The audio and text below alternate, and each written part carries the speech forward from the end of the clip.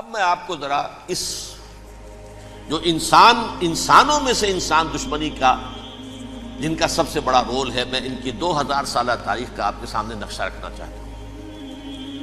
ان 1400 سال کا تو میں نے صرف 4 آپ کو پوائنٹس بتائے۔ موسیٰ سے عیسیٰ تک 1400 برس علیہ الصلوۃ والسلام، 2 مرتبہ عروج، 2 مرتبہ زوال، اشیریوں کے ہاتھوں پٹوائی، بابلیوں کے ہاتھوں پٹانا، گریکس کے ہاتھوں مرمت، رومنز کے ہاتھوں مرمت۔ یہ جو 2000 سال ہیں، کیونکہ اب تو ظاہر بات ہے 21ویں صدی شروع ہو گئی، 20 صدیاں حضرت مسیح کو پوری ہو گئی۔ پہلی بات نوٹ کیجئے، حضرت مسیح کی پیدائش ہے سن 1 قبل مسیح۔ یہ نقطہ آپ نے کبھی سنا ہے یا نہیں؟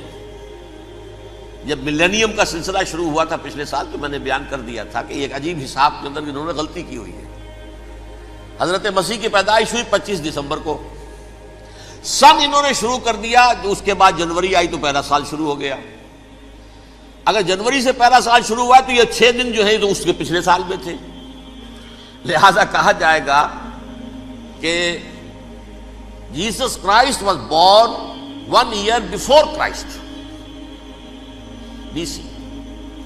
تو 1 قبل مسیح میں حضرت مسیح کی پیدائش ہوئی۔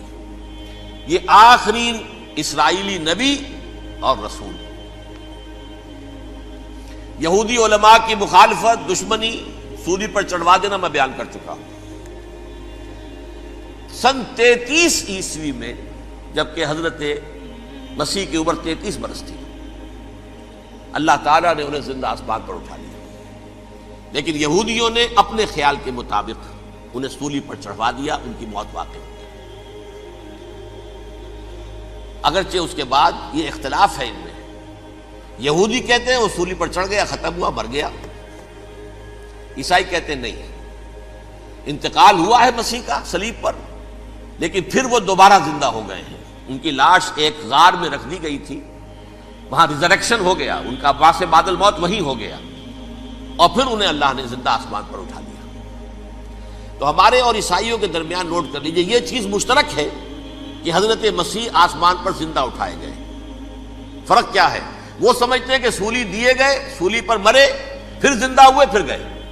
ہم سمجھتے ہیں کہ نہیں، وما صلبوہ وما قتلوہ، انہوں نے نہ صلیب دے سکے انہیں اور نہ انہیں قتل کر سکے، بل رفعہ اللہ الیہ، اللہ نے اٹھا لیا۔ پھر ہمارا اور یہ اس کا عیسائیوں کا ایک اور اتفاق ہے، سیکنڈ کمنگ آف جیسس، حضرت مسیح دوبارہ آئیں گے۔ یہ عیسائیوں کا بھی عقیدہ ہے اور ہمارا بھی۔ بہرحال تو جیسا کہ میں نے عرض کیا کہ اس وقت یہ عذاب استیصال، عذاب اکبر کے مستحق ہو چکے تھے، لیکن اللہ نے ان کی مدت دراز کی ہے، لیکن ان پر دنیاوی عذاب کا ایک کوڑا جو ہے اللہ تعالیٰ کی طرف سے اسی وقت برسا۔ دنیاوی عذاب دنیا میں رہتے ہوئے ختم نہیں کیا گیا۔ 37 برس بعد حضرت مسیح کے رفع سماوی کے 37 برس بعد سن 70 میں یہودیوں نے بغاوت کی رومیوں کے خلاف۔ رومی ٹائٹس جنرل تھا ایک، اس نے پھر جو حملہ کیا ہے، 1,33,000 یہودی ایک دن میں قتل کیا یروشلم میں، اور ہیکل سلیمانی گرا دیا۔ وہ ہیکل پہلے بھی گرا تھا، پہلے 1400 سال کے دوران میں بھی نبوکڈنضر نے گرایا تھا، لیکن پھر اس کے 150 سال بعد انہوں نے دوبارہ بنا لیا تھا، اس لیے وہ اسے سیکنڈ ٹیمپل کہتے ہیں۔ پہلا ٹیمپل جو حضرت سلیمان نے بنایا تھا، نبوکڈنضر نے گرا دیا 587 قبل مسیح میں، پھر دوبارہ انہوں نے 150 سال کے بعد بنا لیا۔ وہ اس تاریخ کا حصہ ہے، میں نے جس کے بارے میں آپ کو تفصیل نہیں بتائی۔ اس میں یہ ہوا سن 70 میں وہ گرا دیا گیا، وہ آج تک گرا پڑا ہوا ہے۔ نمبر 2، یہ کہہ دیا گیا کہ یہودیوں اس ارض فلسطین سے نکل جاؤ، تم یہاں نہیں رہ سکتے اب۔ لہذا جس کا جہاں سینگ سمایا چلا گیا، یورپ میں چلے گئے، ایشیا میں آ گئے، عرب میں آ گئے یہ 3 قبیلے جو رات بھی میں نے عرض کیا تھا، بنو قینقاع، بنو نذیر اور بنو قریظہ، یہ وہاں سے آ کے مدینے میں آباد ہو گئے۔ جس کا جہاں سینگ سمایا، افریقہ میں، ہندوستان میں، جہاں چلے گئے، ڈایاسپورا اسے کہتے ہیں، وہ آپ نوٹ کر لیجیے اس لفظ کو، ڈایاسپورا، ہمارا دور انتشار، جبکہ ہمیں ہماری اصل سرزمین تو فلسطین ہے، حضرت ابراہیم کا مسکن، حضرت اسحاق حضرت یعقوب کا مسکن فلسطین، یہ ہے ہماری اصل جاگیر، یہ تو ہماری جدی پشتی جاگیر ہے، لیکن یہاں سے نکال دیے گئے سن 70 عیسوی میں، اور وہاں سے لے کے 1917 تک ان کا ڈایاسپورا جاری رہا۔ یہ دور انتشار ہے۔ اس دور انتشار کے اب چند حصے ہیں جس کو میں چاہتا ہوں کہ آپ علیحدہ علیحدہ سمجھ لیں۔ دور انتشار کا جو پہلا جو ہے تقریباً 300 برس رومی حکمران تھے، وہ یہودیوں کے بھی دشمن تھے اور عیسائیوں کے بھی دشمن تھے، عیسائی اور یہودی ایک دوسرے کے بھی دشمن تھے، لیکن رومی سمجھتے تھے کہ یہ ایک ہی تھیلی کے چٹے بٹے ہیں۔ رومیوں کے نزدیک عیسائی بھی یہودیوں ہی کا ایک فرقہ تھے، کوئی علیحدہ مذہب تو تھا ہی نہیں، لہذا رومی جو ہیں رومنز وہ ان دونوں کو ستاتے تھے، مارتے تھے، اور یہ آپس میں لڑتے تھے، یہودی عیسائیوں کو مارتے تھے، عیسائی یہودیوں کو مارتے تھے۔ یہ ہے 300 برس تک کی تاریخ۔ سن 300 عیسوی میں کیا ہوا؟ ایک معجزہ ہو گیا۔ بہت عظیم ایمپرر کانسٹینٹائن، قسطنطین اعظم، رومن ایمپررز میں سے بہت بڑا ایمپرر، وہ عیسائی ہو گئے۔ اب تو معاملہ بالکل تلپٹ ہو گیا، پوری سلطنت عیسائی ہو گئی۔ اب عیسائیوں کے عیش ہو گئے اور یہودیوں پہ مار پڑنی شروع ہوئی۔ اب عیسائیوں کا آپ خود سوچئے کہ جنہیں وہ خدا بنا بیٹھے ہیں، خدا کا بیٹا قرار دے رہے ہیں، ان کے قاتل کون؟ یہودی بدماش۔ لہذا ان کی وہ پٹائی شروع ہوئی ہے یورپ میں، پوری رومن امپائر میں انہیں ذلیل کیا گیا، شہروں میں آمد بند، علیحدہ رہو، گھیٹوز کے اندر رہو۔ یہودی کا نام جو ہے وہ گالی بن گیا، جیسے آج بھی یہودی گالی کہتے ہیں، جیسے خنزیر کا لفظ، آخر وہ بھی اللہ کی مخلوق ہے، لیکن آپ کو معلوم ہے کوئی شخص زبان پر نام نہیں لانا چاہتا خنزیر کا، سور کا، ہے تو مخلوق، وہ بھی ایک حیوان ہے۔ ایسے ہی یہ ہے یہودی گالی، جیو گیوٹ گالی۔ لہذا ایک طرف تو ان دونوں کے درمیان دشمنی، جس کو قرآن کہتا ہے وَأَغْرَيْنَا بَيْنَهُمُ الْعَدَاوَةَ وَالْبَغْضَاءَ، ہم نے ان کے مابین دشمنی جو ہے پیدا کر دی ہے۔ اور جب یہ پوری سلطنت عیسائی ہو گئی تو قافیہ تنگ ہو گیا یہودیوں کا۔ اب آئیے 571 عیسوی، یعنی جبکہ ڈایاسپورا کو کتنا عرصہ ہو چکا تھا؟ 500 برس۔ سن 70 سے شروع ہوا نا ڈایاسپورا، جب ٹائٹس نے گرایا ہے ہیکل کو اور نکال باہر کیا انہیں فلسطین سے، بھاگ جاؤ یہاں ایک یہودی بھی نہیں رہے گا، فلسطین سے نکال دیے گئے۔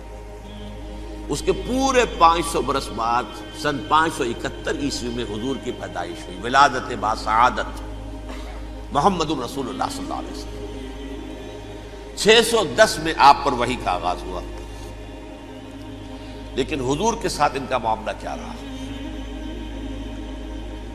اول تو جبکہ حضور ابھی مکے ہی میں تھے، یہودیوں نے ریشہ دوانیاں شروع کر دی حضور کے خلاف۔ قریش مکہ کو سکھاتے تھے، پڑھاتے تھے، ان سے یہ پوچھو، ان سے یہ پوچھو، انہیں اس طرح تنگ کرو، ان سے یہ امتحان لو، یہ آپ کے علم میں ہے۔ سورہ بنی اسرائیل میں، سورہ کہف میں وہ سوالات، جو امتحانی سوالات آئے تھے، ذوالقرنین کون تھا، اصحاب کہف کون تھے، تم رسول بنے پھرتے ہو تو بتاؤ، اور یہ روح کی حقیقت کیا بتاؤ، یہ ساری ریشہ دوانیاں کر رہے تھے بیٹھے ہوئے ابھی وہیں پر، حضور ابھی پہنچے بھی نہیں۔ ہجرت فرما کر حضور تشریف لے آئے تو حضور نے، جسے ماسٹر سٹروک کہا جائے گا، یعنی اسٹیٹس مین شپ کا ماسٹر سٹروک، آپ نے مدینے میں آتے یہودیوں کے ساتھ پیکٹ کر دیا، جوائنٹ ڈیفنس پیکٹ آف مدینہ، کہ اگر مکے والے ہم پر حملہ کریں گے تو ہم مل جل کر ایک قوم کی حیثیت سے مقابلہ کریں گے۔ یہ میثاق مدینہ کہلاتا ہے، جس کے بہت غلط معنی پہنائے جا رہے ہیں آج کل۔ بہرحال میں موضوع میرا چونکہ یہ نہیں، میں ادھر نہیں جاؤں گا، لیکن ہوا کیا؟ ہر مرتبہ یہ خیانت کے مرتکب ہوئے، ان نے جو عہد کیے تھے ان سے پھرے، اندر ہی اندر سازش، ریشہ دوانی، حضور کی بدترین دشمنی۔ سورہ نساء کی آیت نمبر 12 میں 14 میں 13 میں فرمایا ہے لا تزال تطلع علی خائنۃ منہم، اے نبی ہمیشہ آپ کے علم میں ان کی طرف سے خیانتیں، بددیانتیاں آتی رہیں گی. اور بار بار وہ مسلسل جنگ کی آگ بھڑکاتے تھے. قریش کو دعوت دیتے، آؤ آؤ آؤ ہم اندر سے بغاوت کر دیں گے، تم آؤ تو صحیح، ختم کریں محمد کو اور اہل ایمان کو صلی اللہ علیہ وسلم ورضی اللہ تعالی عنہم اجمعین. لیکن پھر جب وہ آتے تھے تو یہ دبک جاتے تھے، ان میں ہمت نہیں تھی. میدان کے مرد نہیں رہے تھے کہ سورہ حشر میں ان کا نقشہ کھینچا گیا ہے. کھلے میدان میں مقابلے کی اس کے اندر صلاحیت ہی نہیں. یہ تو فصیلوں کے پیچھے سے، جیسے عورتیں کہیں دیہات میں لڑائی ہوتی ہے تو مرد جو ہے گلیوں میں لڑتے ہیں، عورتیں اوپر سے پتھر پھینکتی ہیں، بس وہ کام یہ کر سکتے تھے. من ورائے جدر، فصیلوں کے پیچھے سے، جنگ میں میدان میں نہیں آ سکتے. بہرحال قرآن مجید میں ہے یہ سورہ مائدہ کی آیت نمبر 64، کلما اوقدوا نارا للحرب اطفاها اللہ. اکثر و بیشتر مواقع پر تو یہ جب آگ بھڑکاتے تھے جنگ کی، اللہ اسے بجھا دیتا تھا. لیکن بہرحال اس کے باوجود جنگیں ہوئی، غزوہ بدر، غزوہ احد ہوئی کہ نہیں؟ یہ ساری اصل شرارت میں. اور اس کے نتیجے میں حضور نے پھر ایک ایک کر کے 3 قبیلوں کو سزا دی.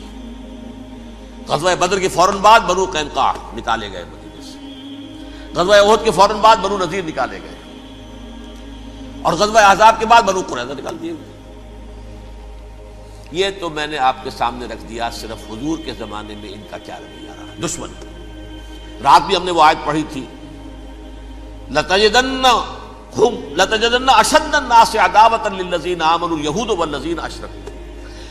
اہل ایمان کی دشمنی میں شدید ترین تم پاؤ گے یہودیوں کو اور مشرکین. مشرکین بھی بعد میں ہے، پہلے یہودی. حضور کے بعد کیا ہوا اب یہ نوٹ کیجئے، یہ ان کی تاریخ کا دوسرا دور.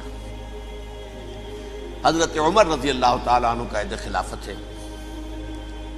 بیت المقدس کا محاصرہ کیا گیا، فصیل بڑی اونچی، شہر اندر سے سیلف سفیشینٹ، حملے کا راستہ کوئی نہیں. محاصرہ طول کھینچ رہا ہے لیکن ان کے پاس رسد بھی موجود ہے، پانی بھی موجود ہے، وہ دروازے بند کر کے بیٹھے ہوئے. بالآخر اللہ تعالیٰ کی مشیت کا ظہور کیسے ہوا؟ ان کے کچھ علماء آئے فصیل پر، کہا دیکھو مسلمانوں، تم قیامت تک بھی یہاں پڑے رہو گے محاصرہ کر کے، ہمارا یہ شہر فتح نہیں ہوگا. ہاں ایک درویش بادشاہ کے ہاتھوں یہ شہر فتح ہونا ہے، لیکن تمہارے اندر ہمیں وہ نظر نہیں آ رہا. ابو عبیدہ بن الجراح رضی اللہ تعالی عنہ، امین هذه الامہ، ان کا فوراً ذہن گیا وہ درویش بادشاہ مدینے میں بیٹھا ہوا ہے عمر رضی اللہ تعالی.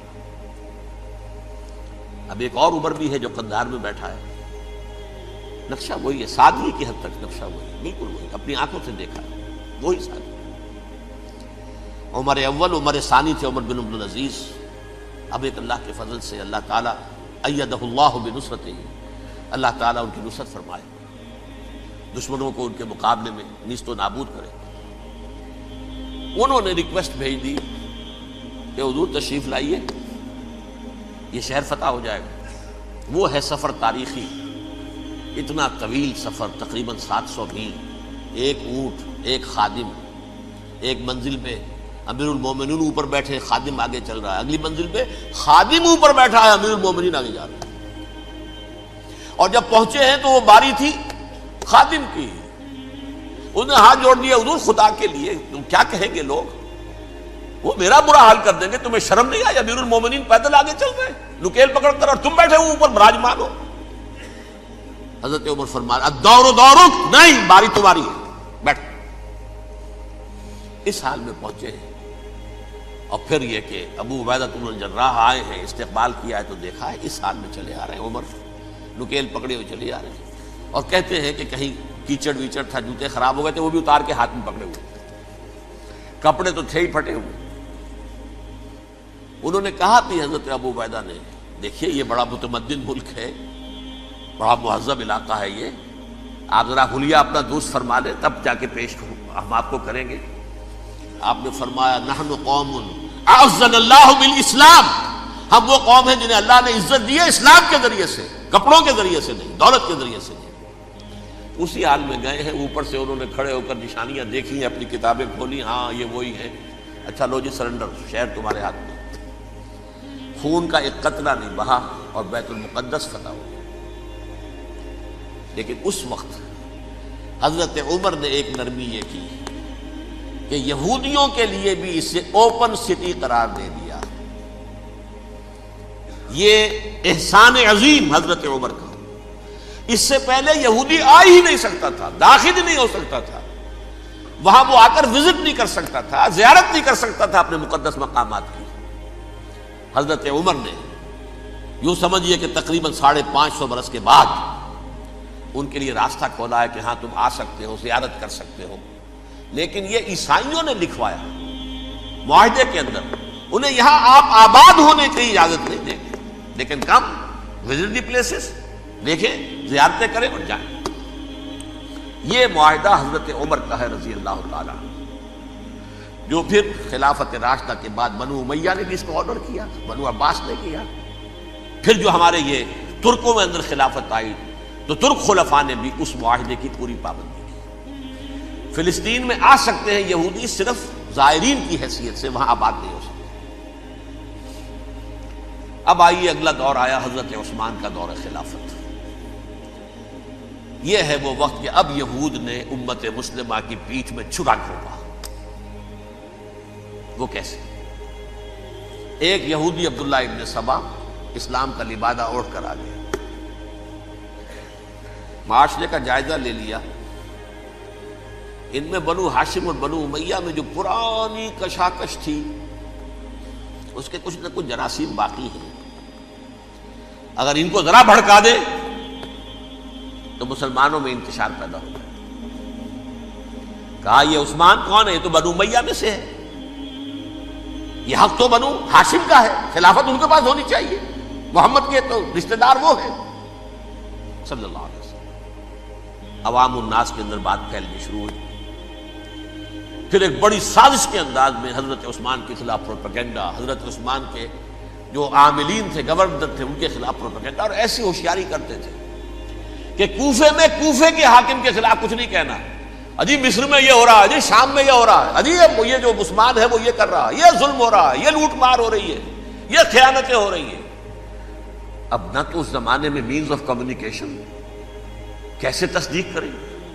افواہیں تو آپ آج کراچی کے اندر شروع ہو جائے تو پتہ نہیں چل سکتا کسی کو کہ کیا اس میں صداقت ہے کیا جھوٹ ہے، اور بری بات جو ہے فطرت انسانی کی کمزوری ہے، وہ فوراً قبول کرتا ہے، کسی کے بارے میں اچھی بات ماننے کو تیار نہیں ہوتا، لیکن بری بات تو فوراً تیار۔ بہرحال یہ فتنہ انہوں نے اٹھایا، حضرت علی کی الوہیت کا فتنہ اٹھایا، حضرت عثمان کے خلاف الفتنۃ الکبریٰ برپا کیا، حضرت عثمان شہید ہوئے۔ اس کے بعد 5 برس تک مسلمان ایک دوسرے کی گردنیں کاٹتے رہے، باہمی خانہ جنگی ہوئی، امت کو وہ زخم لگایا ہے جو آج تک جس سے خون رس رہا ہے۔ یہ شیعان عثمان اور شیعان علی تھے جو بعد میں پھر سنی اور شیعہ ہو، اور آج تک فتنہ کس نے جگایا؟ ایک عبداللہ ابن سبا یہودی اور اس کے کارندے، شیطان کا ایجنٹ، اور انسانوں میں سے بھی اس کے جو بھی حواریین تھے اور شیطانوں کے اندر سے بھی تھے، انہوں نے بھی اس آگ کو بھڑکایا۔ یہ آپ سوچ لیجئے کہ یہ کس نے وہ زخم لگایا؟ یہودی۔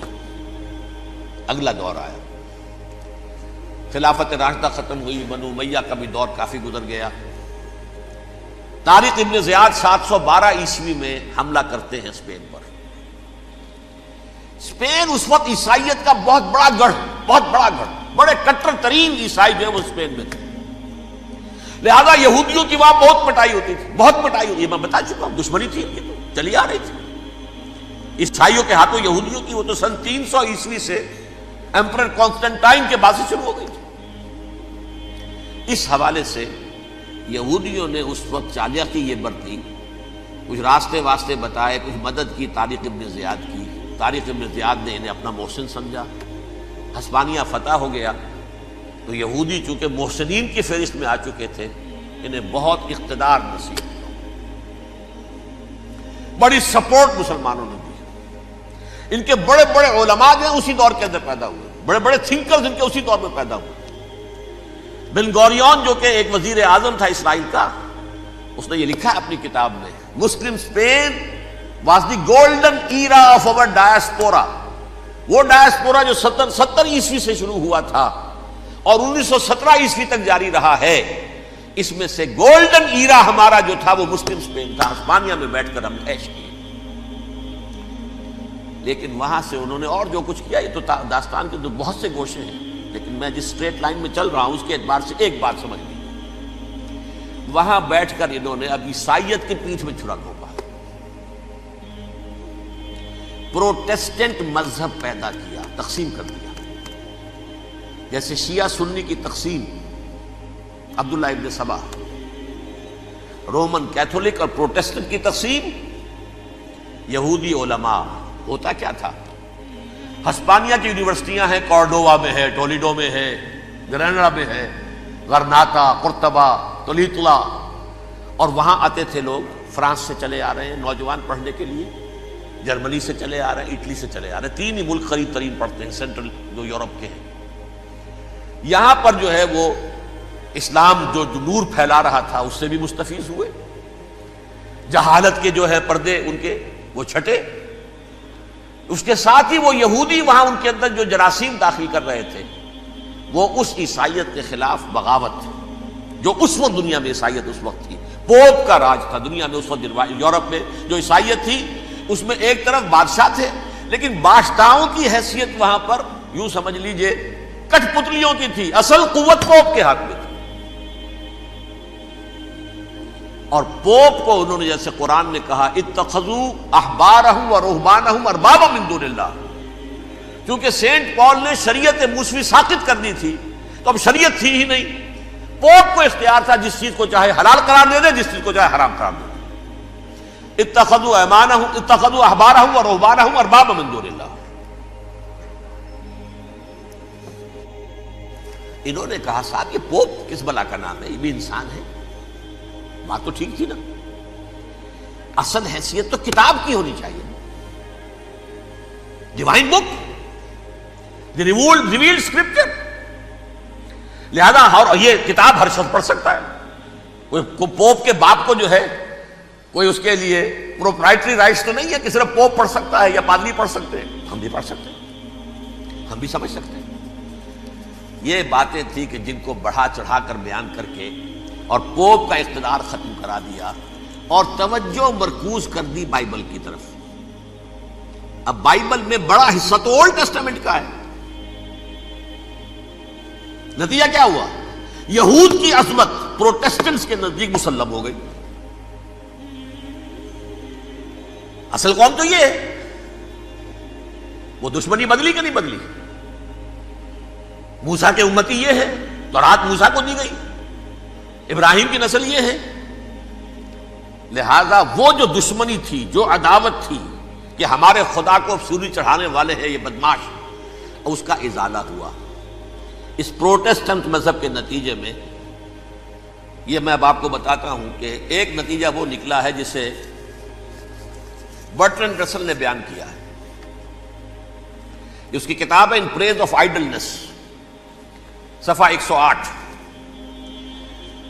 وہ لکھتا ہے the Christians retaining the Judaic belief in special revelation added to it the Roman desire for worldwide domination and the Greek taste for metaphysical subtleties. The combination produce the most fiercely persecuting religion that the world has yet known. یہ 3 چیزیں آ کر عیسائیت میں مل گئی. ایک تو جب یہ اولڈ ٹیسٹامنٹ جو ہے وہ ان کے ہاتھ میں آ گئی، اور اس کے میں کچھ آپ کو بتا دیتا ہوں کہ اولڈ ٹیسٹامنٹ کی تعلیمات، کیونکہ یہ اولڈ ٹیسٹامنٹ جو ہے یہ محرف تھی. اصل تورات تو گم ہو گئی تھی 587 قبل مسیح میں، جب پہلی مرتبہ ہیکل جو ہے تباہ ہوا ہے، اس وقت ختم ہو گئی تھی. اس کے کوئی 150 سال کے بعد انہوں نے یادداشتوں سے مرتب کر کے لکھی ہے. اب اس میں ان کے اپنے خیالات، اپنے امانی، اپنی توجیحات وہ شامل ہو گئی. لہذا میں آپ کو حوالے دیتا ہوں اس کتاب کے اندر مظالم کی جو تعلیم دی گئی ہے اہل کتاب نے اپنے مظالم قتل عام کے جواز کے لیے تورات میں تبدیلیاں کی اور پیغمبروں پر دہشت ناکی اور بدترین حرام کاری کے الزامات لگائے. سنیے، پہلا حوالہ ہے یہ گنتی باب 31 آیات 17-18.